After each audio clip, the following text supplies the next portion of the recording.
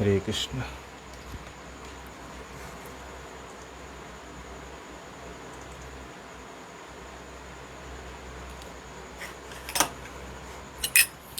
बलिए गिरिराज महाराज की जय। Recording in progress. जय श्री श्री गुरु गौरांग गांधर्विका गिरिधारी राधा विनोद बिहारी जीव की जय। जगत गुरु नित्यला कृष्ण विष्णुपाद अष्टोशत श्री श्री श्रीमद्भक्ति वेदांत श्री वामन गोस्वामी श्री गुरु महाराज की जय।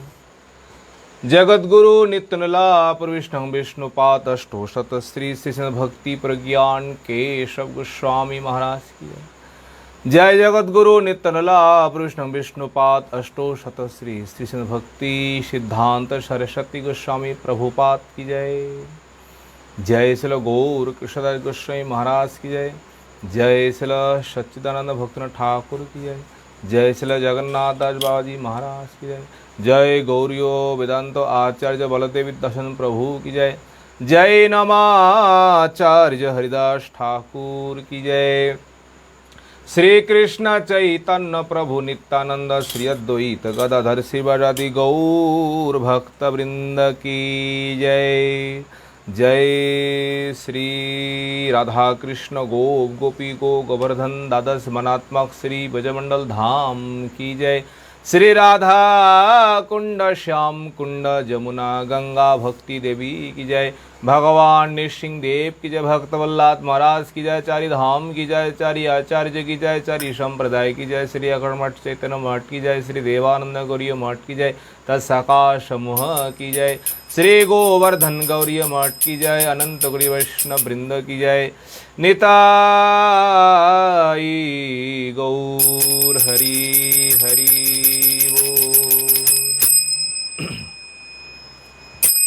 এইবার করুণা কর বৈষ্ণব গো এইবার করুণা কর বৈষ্ণব গো পতিত পাবন तमा बिने के हनाई पतित पावन तमा बिने के हनाई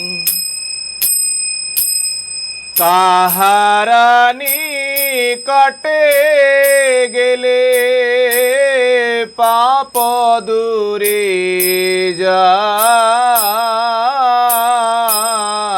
काहारानी कटे गेले पाप दूरे जाए। मन दयाला प्रभु केवा कोथा गंगार पारस हले पश्चाते पावन दर्शने पवित्र कर तमार गुना दर्शन पवित्र कर तमार गुना हरे स्थाने अपराधे तारे हरि नाम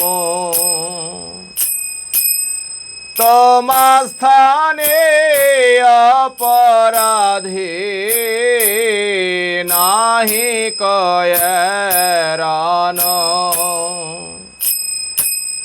तमास्थाने अपराधे नाहि कयरान আমার হৃদয়ে সদা গোবিন্দ বিশ্রাম গোবিন্দ কাহে নমঃ বৈষ্ণব পরাণ প্রতি জন্মে করি আশা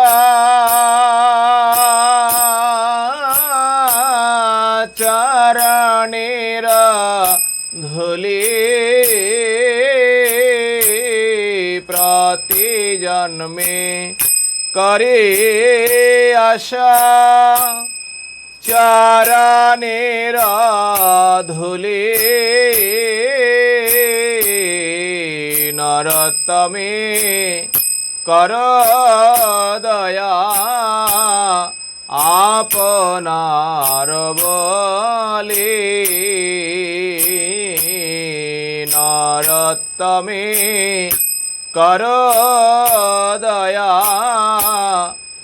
আপনার বলি শ্রী কৃষ্ণ চৈতন্য প্রভু নিত্যানন্দ শ্রী অদ্বৈত গদাধর শ্রীবাসাদি গৌর ভক্ত বৃন্দ হরে কৃষ্ণ কৃষ্ণ কৃষ্ণ হরে হরে হরে রাম রাম রাম হরে হরে হরে কৃষ্ণ কৃষ্ণ কৃষ্ণ হরে হরে হরে রাম রাম রাম হরে হরে হরে কৃষ্ণ কৃষ্ণ কৃষ্ণ হরে হরে হরে রাম রাম রাম হরে হরে হরে কৃষ্ণ কৃষ্ণ কৃষ্ণ হরে হরে হরে রাম রাম রাম হরে হরে নিতাই গৌর হরি বল হরি বল হরি বল হরি बोल। बलि गिरिराज महाराज की जय। गुरवे गौरचंद्राय राधिकाय तदालये कृष्णाय कृष्ण भक्ताय तद्भक्ताय नमो नमो। नमं विष्णुपादाय श्रीकेशव प्रियात्मने श्री श्रीमद्भक्ति वेदांत वामनेति नामिने। नमं विष्णुपादाय श्रीकेशवैति नामिने श्री श्रीमद्भक्ति प्रज्ञानकेशवेति नामिने। नमं विष्णुपादाय कृष्णपृष्ठाय भूतले श्रीमती भक्ति सिद्धांत सरस्वती नामिने। नमो गौरकिशोराय साक्षात् वैराग्यमूर्ते विप्रलम्बर शम्भोदे पादं भुजयते नमो। नमो भक्तिविनोदाय सच्चिदानन्दनामिने गौरशक्तिस्वरूपाय रूपानुगभरायते। गौराविर्भावभूमेष्टं निर्दिष्ट सज्जनप्रिय वैष्णव सार्वभौम श्रीजगन्नाथाय नमः। वाञ्छाकल्पतरुभ्यश्च कृपा सिन्धुभ्य एव च पतितानां पावनेभ्यो वैष्णवभ्यो नमो। नमो महावदन्याय कृष्णप्रेमप्रदायते कृष्णाय कृष्णचैतन्यनाम्ने गौरतिसे नमः। हे कृष्ण करुणा सिंधु दीनबंधु जगतपते गोपीश गोपिका कांत राधा कांत नमस्तुते। तप्त कांचन गौरांगी राधे वृंदावनेश्वरी वृषभानुसुते देवी प्रणमामि हरिप्रिये। वृंदायै तुलसीदेवै प्रियायै केशवश कृष्ण भक्ति प्रदे देवी सत्यवत्यै नमो नमः। श्री कृष्ण चैतन्य प्रभु नित्यानंद श्री अद्वैत गदाधर श्रीवासादि गौर भक्त वृंद। हरे कृष्ण कृष्ण कृष्ण हरे हरे हरे राम राम राम हरे हरे। निताई गौर हरि हरि बोल। सर्वाग्र गुरुपाद पद्म जगत गुरु नितला विष्णु विष्णुपाद अष्टो शत श्री श्री श्रीमद्भक्ति वेदांत श्री बामन गोस्वामी श्री गुरु महाराज जी के चरण कमलों में ये दास अधम का साष्टांग दंडवत प्रणाम। तत्पश्चात मदीय शिक्षा गुरुपाद पद्मो परम पूजनीय परम वंदनीय श्री गोवर्धन दास बाबा जी महाराज जी के चरण कमलों में ये दास अधम का दंडवत प्रणाम। समागतो भक्तबिंद समागतो मातृबिंद आप सभी के चरणों में ये दास अधम का जथा यज्ञ दंडवत प्रणाम। आज जो दिन है हम लोगों के सामने, ये तिथि है सप्तमी तिथि।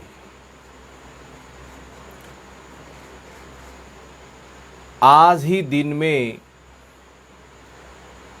यन्नु ऋषि जो है भगीरथी देवी गंगा देवी को उन्होंने जिस प्रकार अपने हाथों में लेकर पान किया और भगीरथ जी के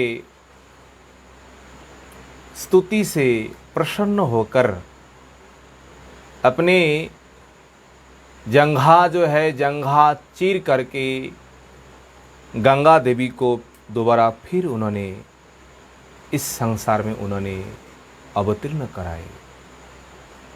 आज ही दिन है, सप्तमी तिथि है, तो गंगा जी की जो महिमा जो है हम लोग आज कुछ श्रवण करेंगे।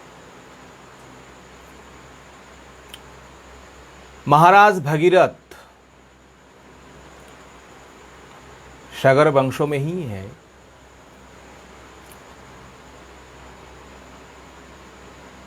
गंगा जी को इसी संसार में लाने के लिए उन्होंने जो तप किए हैं गंगा जी के लिए,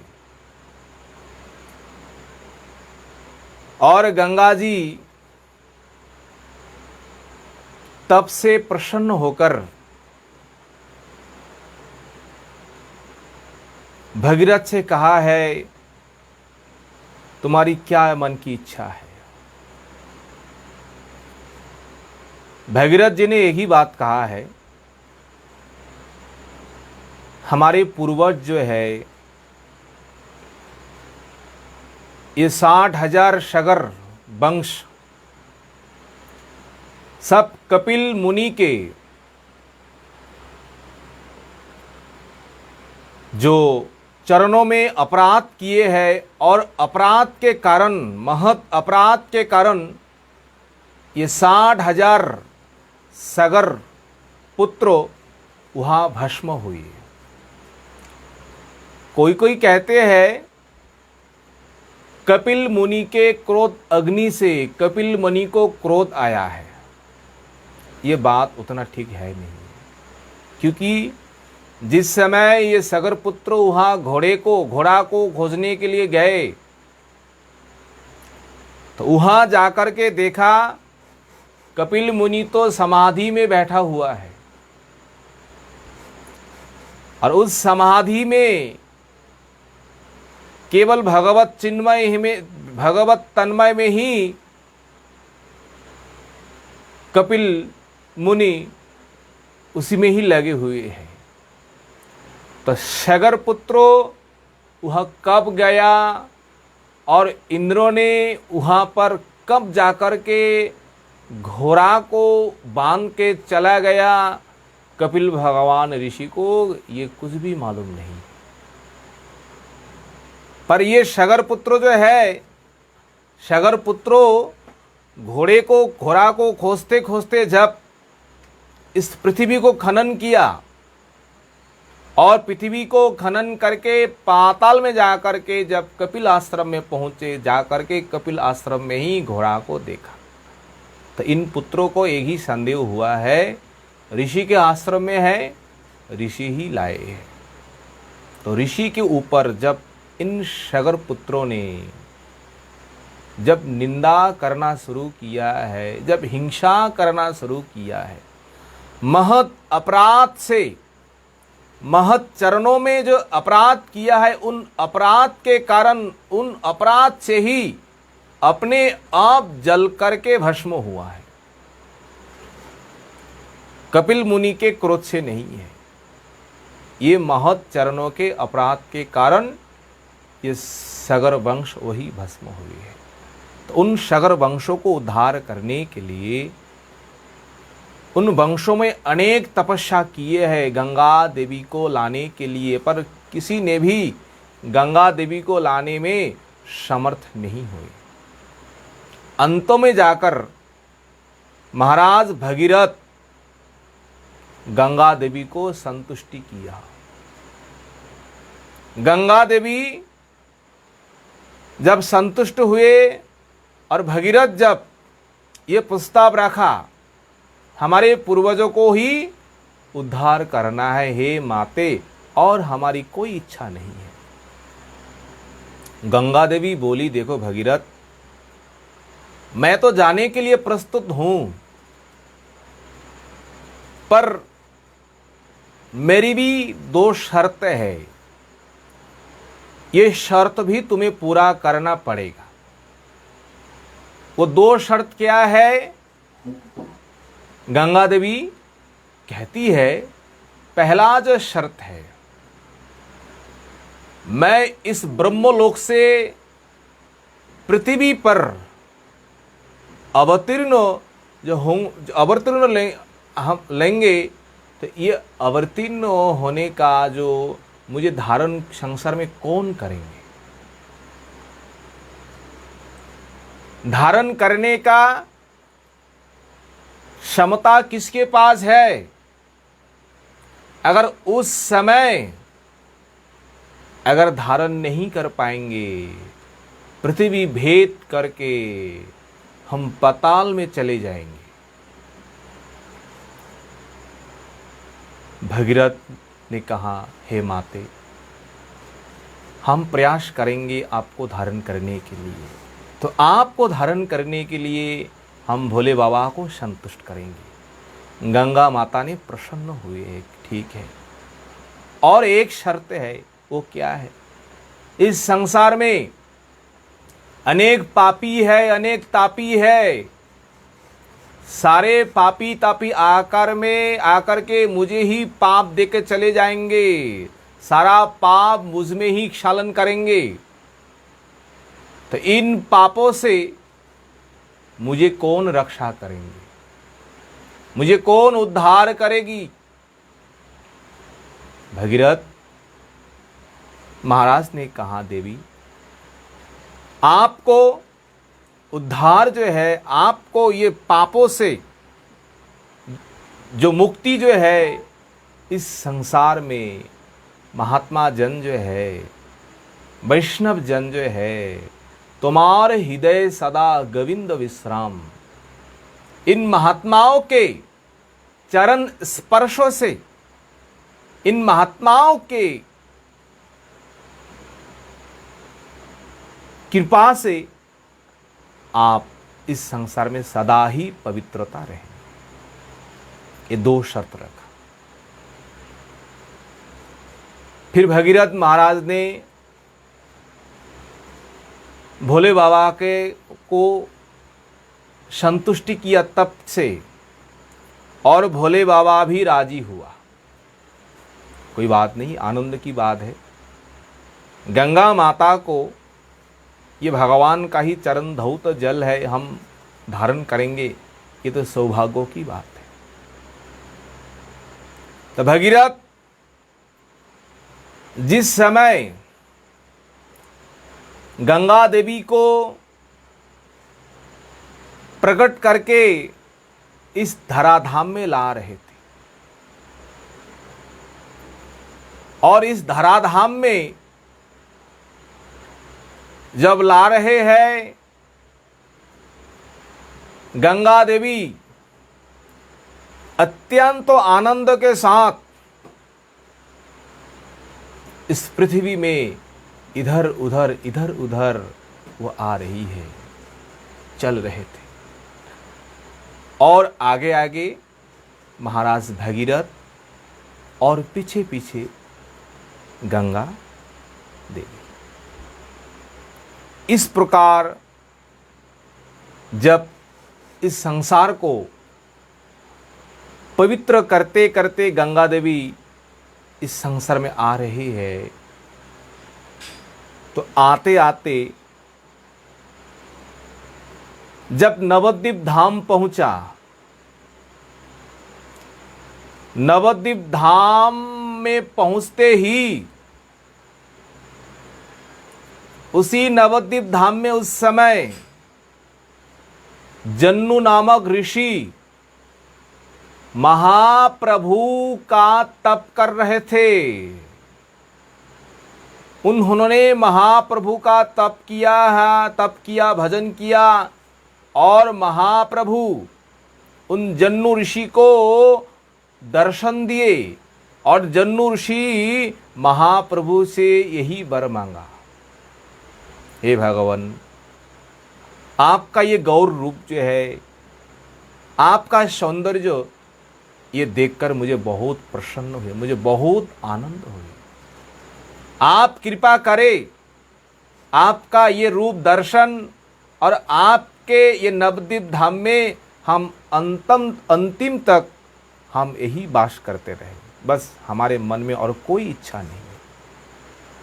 महाप्रभु ने जन्नू ऋषि को वरदान दिया है, ठीक है, आप इसी नवद्वीप में आप भजन करते रहिए, और मैं जब इस संसार में प्रकट होकर के लीला करूंगा, तब वो प्रकट लीला दर्शन करने का तुम्हें सौभाग्य होगा। इस प्रकार महाप्रभु जन्नू ऋषि को वरदान दिए, और गंगा देवी जब इसी नवद्वीप में आए, और नवद्वीप में आकर के गंगा देवी को और ज्यादा से ज्यादा आनंद हुआ। इस प्रकार आनंद हुआ है, अपने शरीर में भी कोई शुद्ध बुद्ध है नहीं है, किधर जा रही है, किधर जा नहीं जा रही है। और आगे आगे महाराज भगीरथ जन्नू मुनि को प्रणाम किया है, प्रणाम करके आगे चले, और पीछे माता गंगा, और वही जन्नू ऋषि का जो आश्रम है, और आश्रम के पास से ही निकल रहे हैं गंगा देवी। तो उस समय जन्नू ऋषि भगवत ध्यान में निमग्न थे, तन्मय थे, उनमें कोई बोध नहीं था संसार में क्या हो रहा है, संसार में क्या नहीं हो रहा है। तो गंगा देवी भी उस समय जन्नू ऋषि का आश्रम जो है, कुछ अंशों जो है अपने धाराओं में बहले चले, और कुछ ऋषि के आश्रम में ऋषि का जो दैनंदिन का जो उनका जो कुछ भी उनका वस्त्र है, जो आसन है, जो कुछ कमंडलू है, जो कुछ भी है, ऐसे ऋषि का जो द्रव्य जो है, पदार्थों को भी माता गंगा ने अपने जल में ले गए। जब जम्मू ऋषि को जब मालूम पड़ा इस प्रकार हुआ, तो पहले तो थोड़ा क्रोध तो हुआ। क्रोध होने के बाद जब ऋषि ने ध्यानस्थ हुआ, वास्तव में ये है क्या, ऋषि ने ध्यान करके देखा, ये तो कोई साधारण जल है ही नहीं, ये तो प्रभु का ही, ये तो चरण धौत जल है, ये तो वामन भगवान का ही ये चरणामृत है। तब जन्नू ऋषि ने क्या किया है, नतमस्तक होकर के उन जल को, चरण धौत जल को, गंगा को प्रणाम किया और प्रणाम करके हाथ जोड़ करके स्तव किया, स्तुति किया। स्तव स्तुति करने के बाद जन्नू ऋषि के मन में बहुत लोभ हुआ है, पान ना क्यों ना करूं। आसमान के बहाना से सारे जल को जन्नू ऋषि ने अपने उदर में ले लिया, पान कर लिया। और गंगा है ही नहीं है। आगे महाराज भगीरथ जा रहे हैं। भगीरथ महाराज कुछ दूर जाने के बाद भगीरथ महाराज को शब्द सुनाई नहीं दे रहा है। भाई इतने तक तो शब्द सुनाई दे रहे थे, अब शब्द सुनाई क्यों नहीं दे रहा है। भगीरथ महाराज ने जैसे ही पीछे घूम करके देखा, ना तो गंगा देवी है ना तो और कोई है। भगीरथ महाराज को आश्चर्य हुआ है, ये हुआ क्या। देखिए कहाँ से गोमुख, हरिद्वार, कहाँ ये सब प्रयाग अतिक्रम करके नवद्वीप आए, बस यहाँ से गंगा सागर ही जाएंगे। पास में आकर के गंगा देवी को दर्शन नहीं हो रहा है। भगीरथ महाराज को अत्यंत तो आश्चर्य हुआ है। आकर के देखा ऋषि धनस्थ होकर के भगवान का ध्यान कर रहे हैं। भगीरथ महाराज को मालूम पड़ा ऋषि ही कुछ न कुछ किया है। तब भगीरथ महाराज ने क्या किया है, जन्नू ऋषि को स्तप करके प्रसन्न किया, और स्तप करके जब प्रसन्न किया, जन्नू ऋषि जब प्रसन्न हुए, अब गंगा को कहां से निकल देंगे। तो गंगा देवी की तो अपने तो आसमान के द्वारा ही अपने उदर में ले लिया।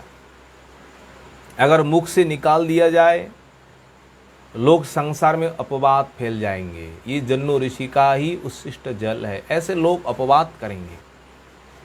इस प्रकार अपवाद ना हो जाए, जन्नू ऋषि ने क्या किया है, भगीरथ की मन की इच्छा पूरा करने के लिए अपने जंघा जो है, जंघा को चीर करके उसी से गंगा देवी को उन्होंने फिर दोबारा प्रकट किए।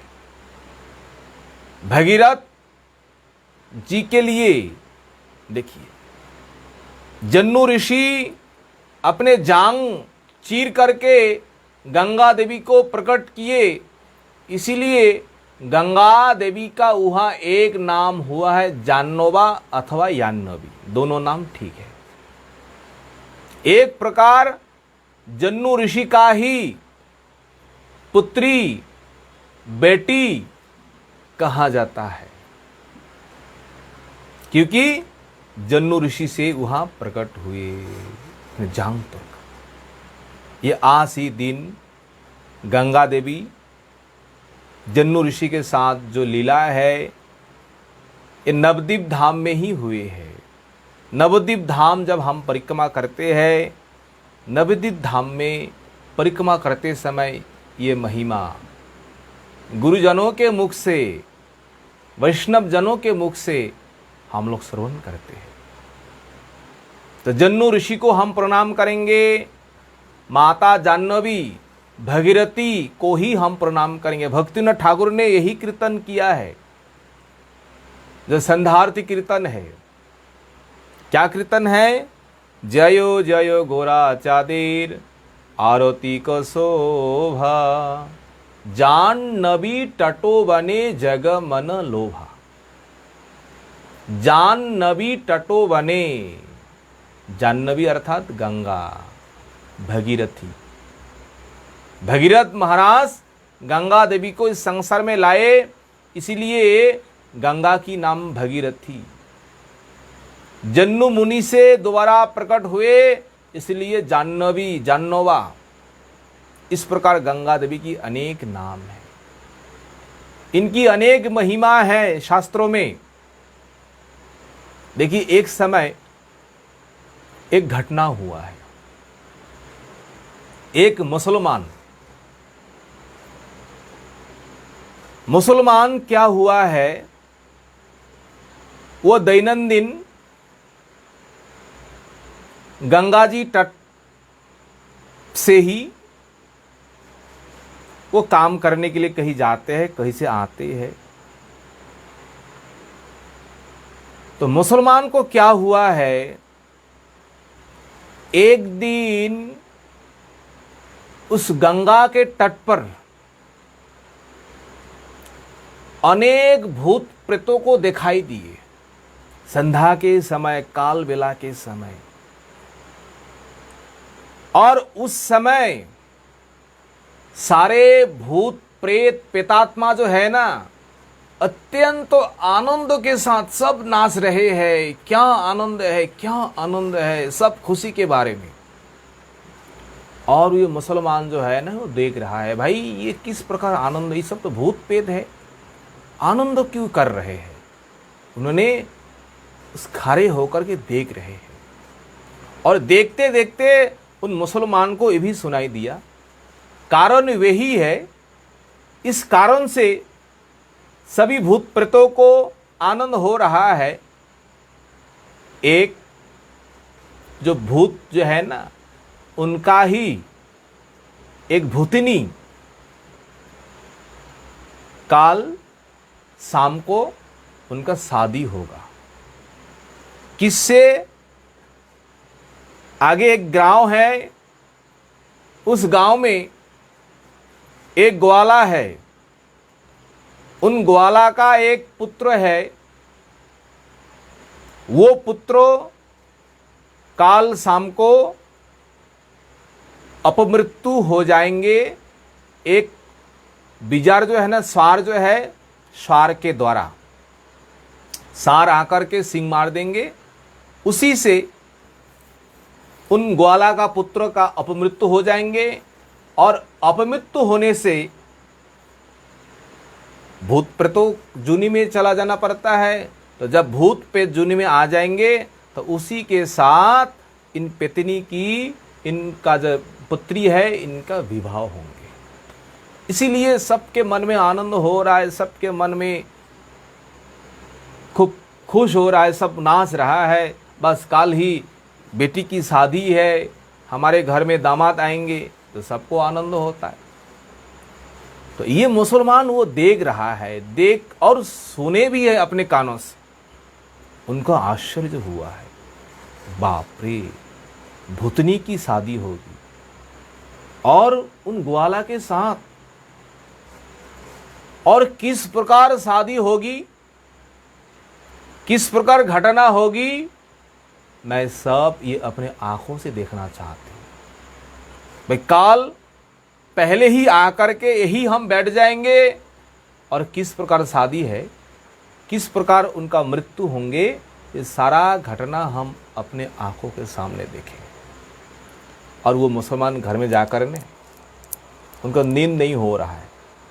इतने भूत प्रेतों को उन्होंने देखा, और इस प्रकार घटना को देख करके उनके मन में अत्यंत चिंता हो रहा है, काल क्या होगा, काल क्या होगा।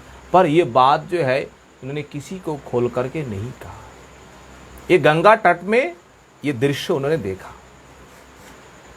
बस फिर दिन आए, दिन आने से वो मुसलमान उससे पहले ही आकर के उसी गंगा तट पर बैठे हैं, और सभी भूत प्रेतों का खूब आनंद हो रहा है। सबके घर में बजना बज रहा है, ये हो रहा है, वो हो रहा है, शादी होंगे, शादी होंगे। अब उसी समय देख रहा है, वो ग्वाला जो है वो गैया लेकर भी वो आ रहे हैं, और इनको मालूम पड़ रहा है, हाँ लग रहा है आज ही इनका मृत्यु हो जाएंगे, और मृत्यु होने से बस इन भूतनी के साथ इनका विवाह हो। और सामने से एक बड़ा एक विजार जो है, साड़ जो है, दौड़ रहा है उनको मारने के लिए। पर इस षांड़ का स्वभाव कैसा है, वो जब ज्यादा गुस्सा में आता है ना, गुस्सा के कारण अपने सींग अपने मिट्टी को खोदते हैं, मिट्टी को लगाते हैं गुस्सा के कारण।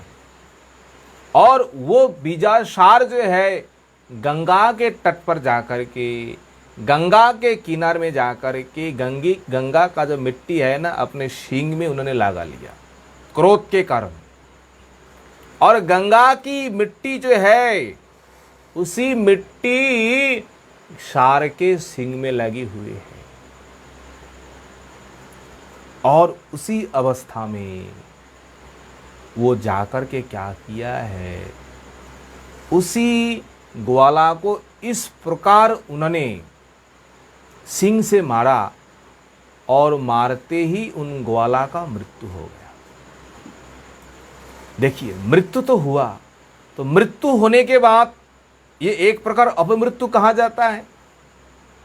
अपमृत्यु अर्थात समय से पहले कोई दुर्घटना है, कोई एक्सीडेंट है, ये सब अपमृत्यु है।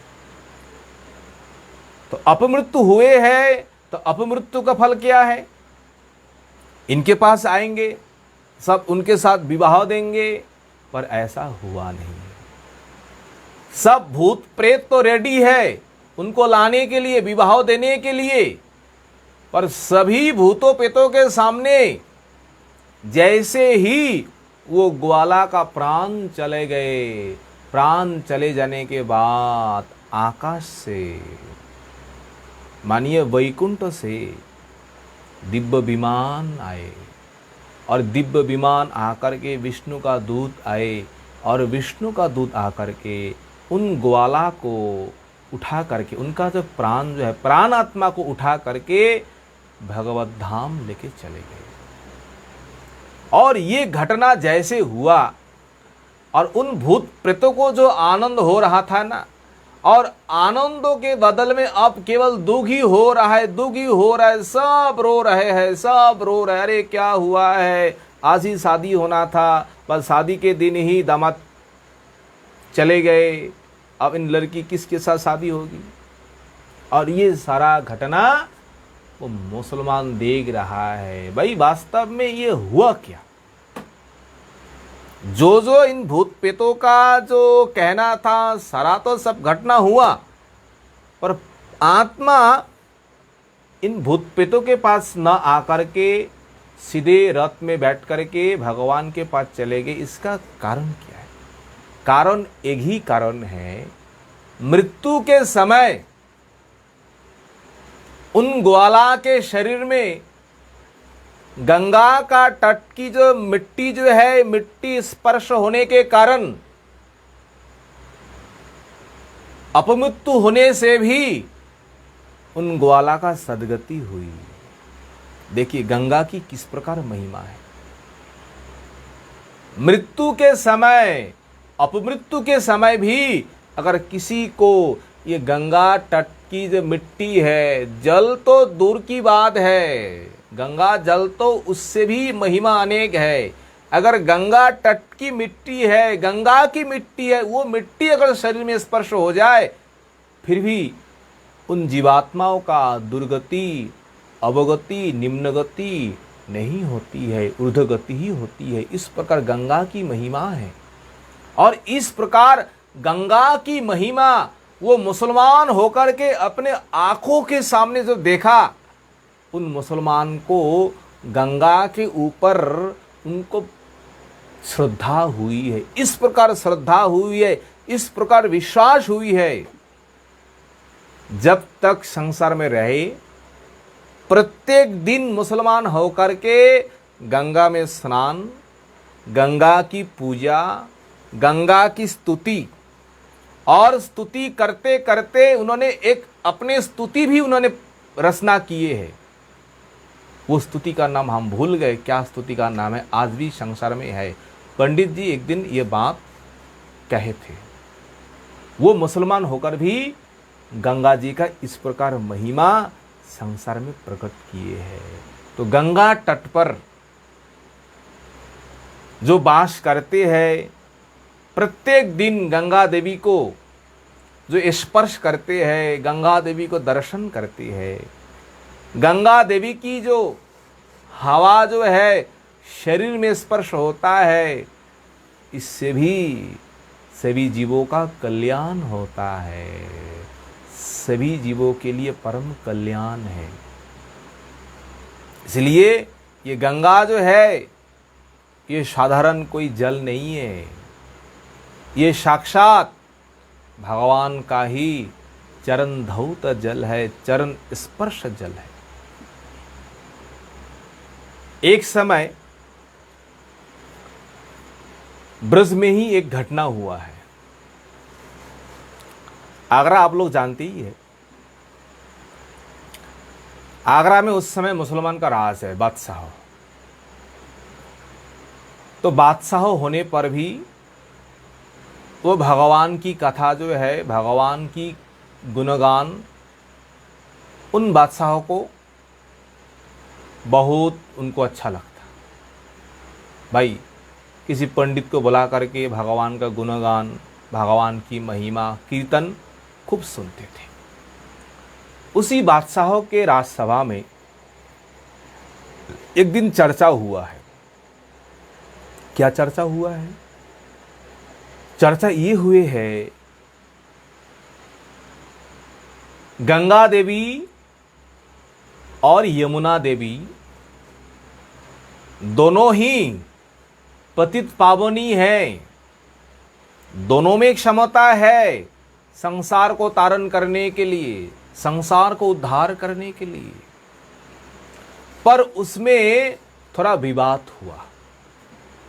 जो गंगा तट पर रहने वाले भक्त तो है गंगा जी का, गंगा देवी को श्रेष्ठ बताया, और जो जमुना तट पर रहने वाले महात्मा लोग हैं, जो जमुना की भक्त है, तो ये भक्तों लोग जमुना को ही श्रेष्ठ बताया। तो राजसभा में ये बात हुआ, जो विवाद हुआ है, संसार में वास्तव में इन दोनों में श्रेष्ठता कौन है, उत्तम कौन है, गंगा देवी है या यमुना देवी है? राजा के सामने, बादशाहों के सामने। पर इसका समाधान जो है बादशाह को कोई दे नहीं पाए। बादशाह भी इन समाधान को सुनकर के मन में प्रसन्न हुआ नहीं। वास्तव में संसार में इन दोनों में श्रेष्ठता कौन है? कोई तो है, तारतम्य तो है। देखिए तत्व तो अलग है, दोनों में शक्ति है, सामर्थ्य है, फिर भी जो तारतम्य के अनुसार इन दोनों में कौन श्रेष्ठ है? जो गंगा जी का भक्त है तो गंगा को ही श्रेष्ठ मान रहा है, जो जमुना जी की भक्त है वो तो जमुना जी को ही श्रेष्ठ मान रहा है। इस प्रकार जब बात हुआ, जब विचार हुआ, तब कहां से ये समाधान किया जाए?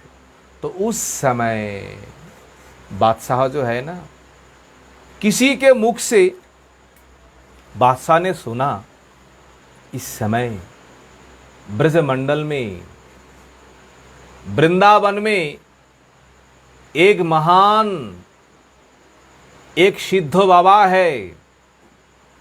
अगर वो बाबा इस सभा में आए, वो बाबा आकर के ये सारा समाधान को एकदम ठीक कर देंगे।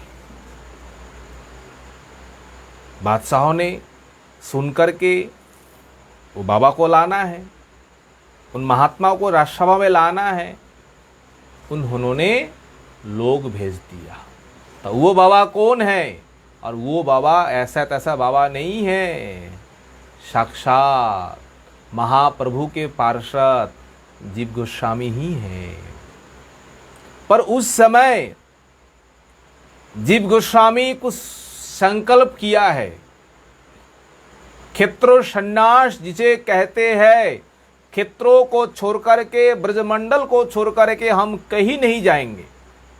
किस भी परिस्थिति आ जाए, कैसा भी परिस्थिति आ जाए, ब्रजमंडल छोड़ करके हम कहीं नहीं जाएंगे। अगर जाना भी है तो कहीं नहीं रुकेंगे, दिन में जाएंगे दिन में आएंगे, बस रात तो बास हम ब्रजमंडल में ही करेंगे, रात को निवास से है। पर जीव गोस्वामी के पास आकर के इस प्रकार प्रस्ताव रखा गया। जीव गोस्वामी ने एक ही बात कहा है, हम तो बैरागी है, हम तो ब्रज छोड़ करके, वृंदावन धाम छोड़ करके हम कहीं नहीं जाएंगे। राजा के पास खबर गया, राजा ने फिर लोग भेजा है, बोले आपको, आपके लिए हम क्या करेंगे, आपको तो जाना ही है। तो राजा ने जब इस प्रकार अनुनय विनय किए हैं जीव गोस्वामी के चरणों में, तब जीव गोस्वामी ने राजी हुआ। बोला हाँ, एक शर्त है महाराज, अगर एक दिन में ही हमें ले जाना है और एक दिन में ही हमें, उसी दिन में हमें पहुंच के जाना है। राजा ने कहा कोई बात नहीं है, यहाँ से आगरा ज़्यादा दूर ही नहीं है, और राजा के पास अनेक हाथी है, घोड़े है, रथ है। राजा ने सारा व्यवस्था कर दिया। जीव गोस्वामी ब्रजधाम से उस राजसभा में गए, और भारी सभा है। एक तरफ गंगा जी का भक्त है और एक तरफ में यमुना जी की भक्त है। इन दोनों भक्तों के बीच में ये समाधान नहीं हो रहा है, कौन करेंगे कौन करेंगे। जीव गोस्वामी जब गए, जीव गोस्वामी जाकर के दोनों पक्षों से उन्होंने अनेक प्रश्नों किया। जीव गोस्वामी ने कहा देखो, दोनों में तो शक्ति है, दोनों ही भगवत शक्ति है, दोनों में क्षमता है। इन क्षमता को हम छोटा बड़ा हम नहीं कर सकते, पर तारतम्य जो है, लीला जो है, इन लीला से, तारतम्य से कुछ तो वैशिष्ट है। बोले वैशिष्ट क्या है? राजा से कहा महाराज जी देखो, एक लौकिक उदाहरण हम दे रहे हैं। लौकिक उदाहरण क्या है? बोले आप महाराज है। बोले हाँ हम महाराज हैं। आपका पाटरानिया भी है। बोले हाँ पाटरानिया भी है। बोले आपका राजभवन में नौकरी भी है, सेवादासी भी है। बोले हाँ सेवादासी भी है। तो आपके लिए सबसे प्रिय, आपके लिए सबसे श्रेष्ठ कौन है? राजा ने एक ही उत्तर दिया है, क्यों? हमारे जो पाटरानियाँ जो है, ये पत्नियाँ जो है, पत्नियाँ ही हमारे लिए सर्वोत्तम है। बोले दासी? बोले दासी भी है, पर पाटरानियाँ, रानी जिस प्रकार उत्तम है, श्रेष्ठा है, उस प्रकार दासी नहीं। तो महाराज जी से कहा है जीव गोस्वामी ने, महाराज जी आपका प्रश्नों का समाधान यही है। बोले किस प्रकार? ये स्वयं भगवान जो है कृष्ण चंद्रो का ही अंशो जो है, जिसे अंश अवतार कहा जाता है, वो वामन देव है। और वामन देव का ही चरण धौत जल है ये गंगा देवी इस संसार में। बोले हाँ। कहाँ भगवान श्री कृष्ण है, और भगवान का ही एक अवतार है वामन देव, और वामन देव का ही चरण धौत जल गंगा देवी है। और जमुना तो भगवान श्री कृष्ण का साक्षात पाटरानी है, उनका नित्य प्रिया है, उनके साथ अनेक प्रकार लीला विलास किए हैं। तो इन दोनों में गंगा तो है, पर गंगाओं से जमुना जी ज्यादा प्यारा है भगवान का। समाधान हो गए। जीव गोस्वामी ने इस प्रकार अनेक बात कहा है। देखो गंगा जी को छोटा नहीं करना है। गंगा जी में भी है क्षमता, जमुना जी में भी है। गंगा को हम स्मरण करेंगे, स्मरण से पवित्र होना उतना संभव नहीं है। गंगा में जाइए, उसमें आसमन करिए, पूजन करिए, गंगा जल पान करिए, फिर उसके बाद आपका पाप क्षलन जो है, पाप क्षलन हो जाएंगे। पर जमुना मैया जो है, अगर जमुना जी का कोई नाम स्मरण करे, शास्त्र में कहा है स्मरण मात्रों से ही उनका सारा पाप नष्ट हो जाएंगे। इस प्रकार जमुना जी की महिमा है, इस प्रकार गंगा जी की महिमा है। लीला में तो कोई पार्थक्य है, पर उन दोनों का जो तत्व जो है, दोनों का जो क्षमता जो है, क्षमता में, तत्व में ऐसा कोई छोटा बड़ा है नहीं, दोनों भगवान की शक्ति है। इस प्रकार जीव गोस्वामी ने जब समाधान किया, समाधान करने के बाद जीव गोस्वामी ने उन बादशाह को उन्होंने प्रसाद के रूप में क्या दिया?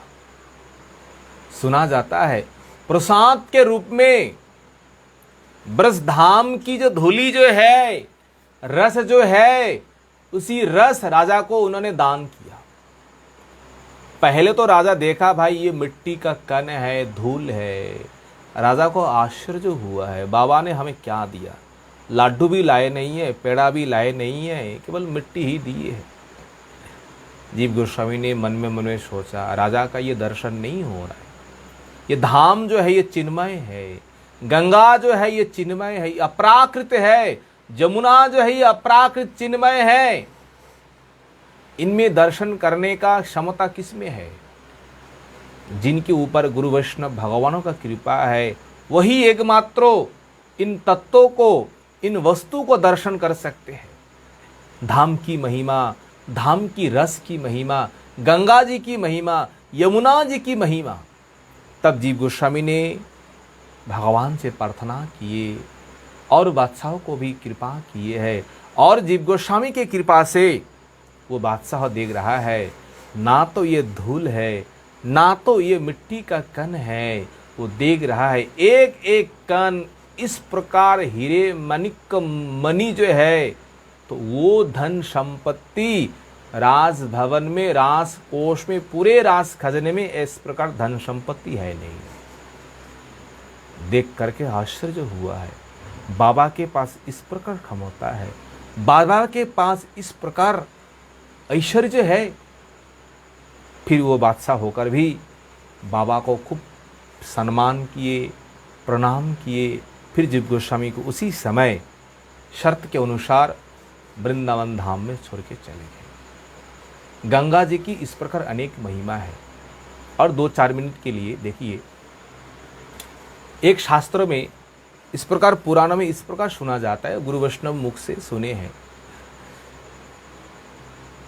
गोलोक में भगवान श्री कृष्ण का अनेक, वृंदावन में अनेक सखियां हैं।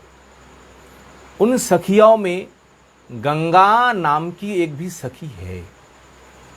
एक समय क्या हुआ, गोलोक में उन सखी के साथ एकांतों में जो वार्तालाप श्री कृष्ण कर रहे हैं, और उन कृष्ण के सामने और सखी के पास कोई नहीं था, केवल कृष्ण और गंगा नामनी सखी इस प्रकार वार्तालाप कर रहे, इस प्रकार रस में आवेश है।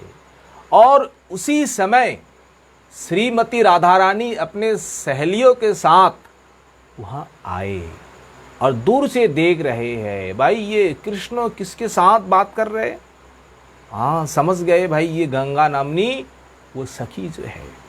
पर जैसे राधा रानी को देखा, गंगा देख करके अत्यंत लज्जित हुए, और लज्जित होने के कारण, अपने को छिपाने के कारण उन्होंने क्या किया है, उस समय गंगा नामनी जो सखी जो है ना, उस समय अपने को छिपाने के लिए वो सखी जल रूप धारण किया है गोलोक में, और वो जल रूप धारण करके वही अगल बगल में छिप गए। और राधा रानी आए, राधा रानी आकर के कृष्ण से कहते हैं, क्या कना, ये जो तुम्हारे साथ वो गोपी जो थी वो कौन है, कहाँ चली गई? वो गंगा ही है ना। कृष्ण ने कहा, देखो राधे, इस समय ना तो हमारे पास तुम्हारे के बिना और कोई है और नहीं था। इस प्रकार भगवान गोलोक में लीला करते हैं। गोलोक में भी इस प्रकार गंगा है, यमुना है, इस प्रकार गंगा जी की महिमा वहाँ पर भी है। ये वैष्णवों के मुख से हम लोगों ने श्रवण किए हैं गंगा जी की महिमा। बस यही तक। अगर इन कथनों में कहीं भूल त्रुटि हुए आप सभी भक्त क्षमा कर दीजिए। वांछा कल्पतरुभ्यश्च कृपा सिंधुभ्य एव च पतितानां पावनेभ्यो वैष्णवभ्यो नमो नमो। हरे कृष्ण कृष्ण कृष्ण हरे हरे,